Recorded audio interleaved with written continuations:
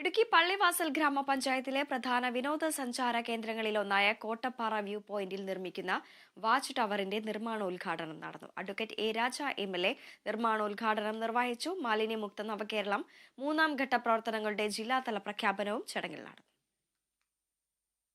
ദിവസവും നിരവധി വിനോദസഞ്ചാരികൾ വന്നുപോകുന്ന ഇടമാണ് കോട്ടപ്പാറ വ്യൂ പോയിന്റ്.